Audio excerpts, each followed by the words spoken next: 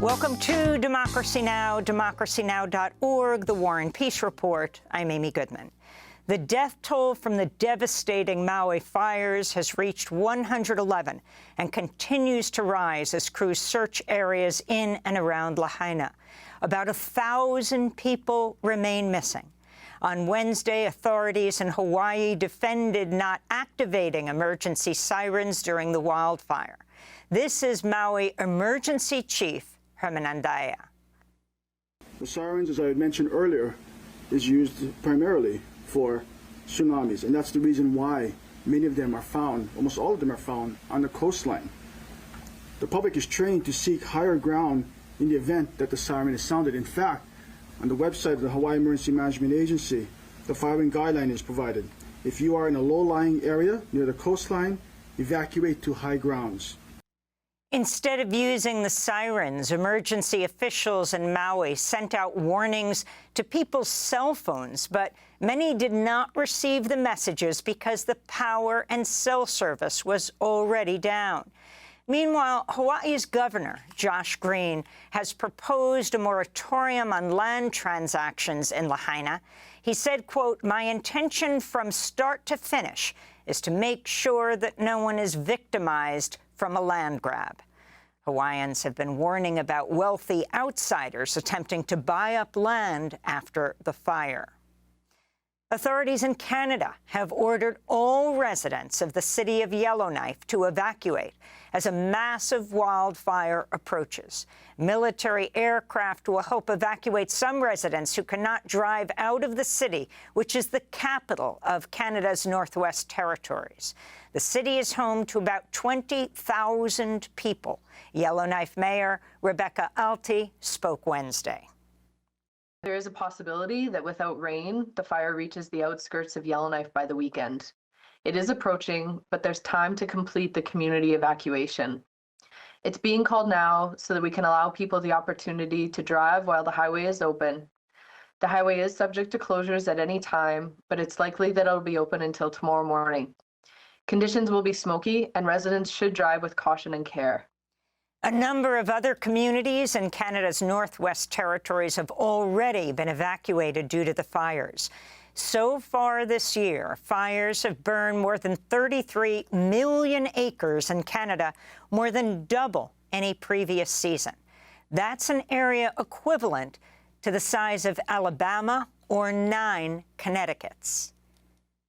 Here in the U.S., a federal appeals court upheld restrictions on the abortion pill mifepristone, the most widely used method of abortion in the United States.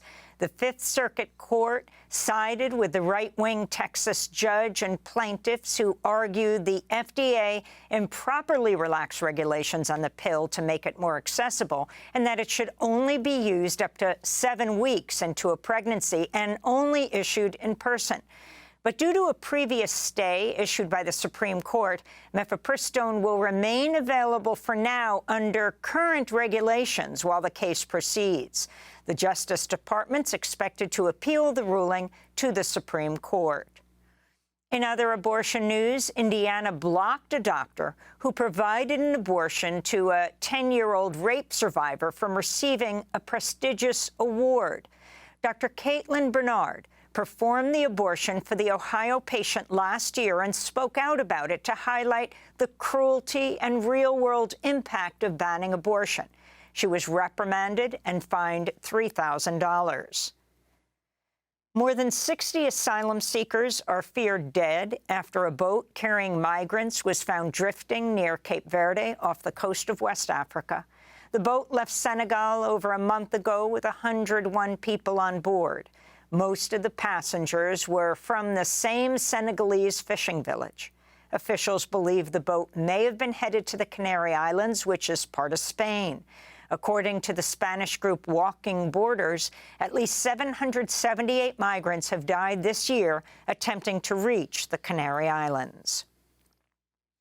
Defense chiefs from the West African regional bloc ECOWAS are meeting today and tomorrow in Ghana to discuss a possible military intervention in Niger, where the military seized power last month. The Intercept is reporting U.S.-trained officers have been appointed to head 5 of Niger's 8 regions under the new military junta. This comes as the United Nations is warning international sanctions could worsen a growing humanitarian crisis in Niger. In Niger, our humanitarian colleagues are concerned about the potential impact of the ongoing crisis on the food security situation. Before the coup, over 3 million people were already severely food insecure, and according to the World Food Programme, some 7.3 million food insecure people could see their situation worsen due to the unfolding crisis. Humanitarian exemptions to sanctions and border closures are required to avert a rapid deterioration of the food security and malnutrition situation. In other news from Niger, at least 17 soldiers have been killed in an attack near the Mali border. In recent years, the region has seen a surge in violence by groups linked to al-Qaeda and ISIS. In Libya, at least 55 people have been killed in the heaviest fighting between rival armed factions so far this year in Tripoli. Over 150 people were injured before a truce took hold on Wednesday. Libya has been in a state of crisis for over a decade since the 2011 NATO-backed operation to topple Muammar Gaddafi. In Sudan, the Army's second-in-command has said a plan to end the deadly conflict needs to be negotiated and a caretaker government must be formed as the fighting between the Army and the paramilitary Rapid Support Forces rages into its 5th month. The UN this week issued a dire warning as the number of refugees who cross the Sudanese border topped 1 million. In a joint statement, UN agencies said, quote, "Time is running out for farmers to plant the crops that will feed them and their neighbors. Medical supplies are scarce. The situation is spiraling out of control," unquote. Reports of sexual violence have increased by 50% since the start of the fighting, though this is likely a significant undercount of the true toll. This is the spokesperson for the UN Refugee Agency. Start of the conflict in Sudan on the 15th of April, over 4.3 million people have been forced to flee. This includes over 900,000 refugees and asylum seekers who fled to neighboring countries, and 195,000 South Sudanese forced to return to South Sudan.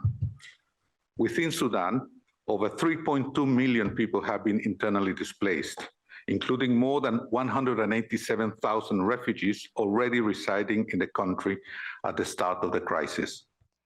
A high-ranking NATO official has apologized after publicly suggesting that Ukraine could give up some of its land as part of a way to end the war with Russia.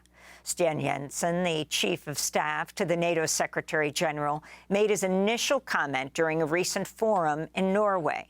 He said, quote, "I think that a solution could be for Ukraine to give up territory and get NATO membership in return," unquote. Officials in Ukraine blasted Jensen's comment.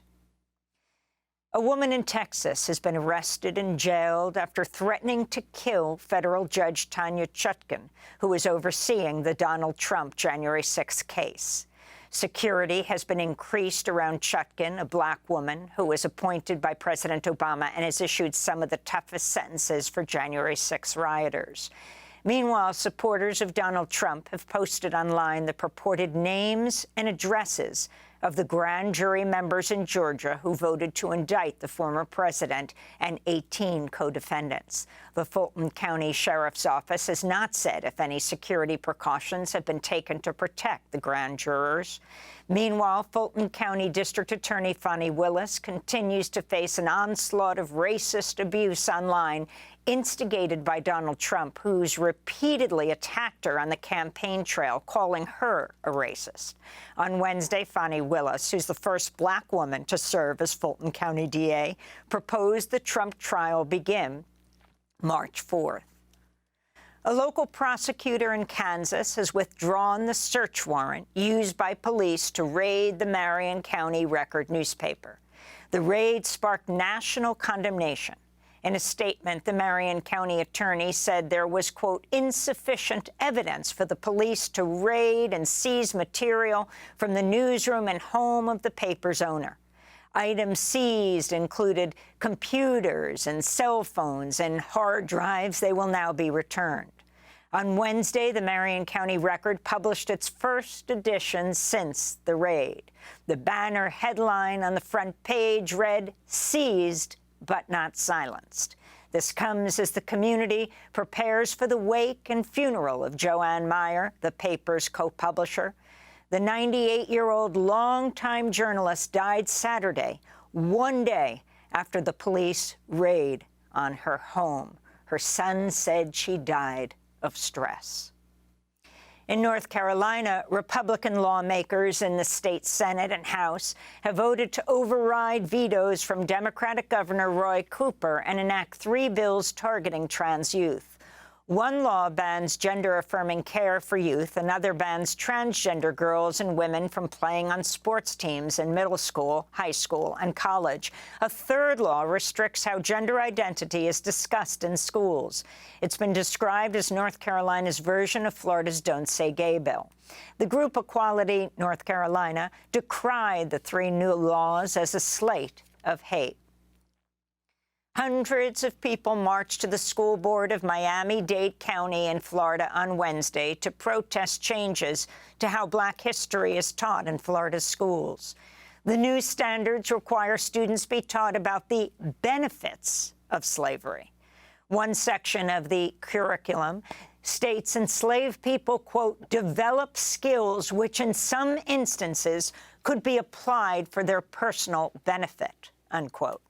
Florida Governor, Republican presidential candidate Ron DeSantis has defended the new curriculum changes. Speakers at Wednesday's rally included Tennessee State Representative Justin Pearson, who made national headlines when he and his colleague Justin Jones were expelled from Tennessee's Republican-dominated legislative body.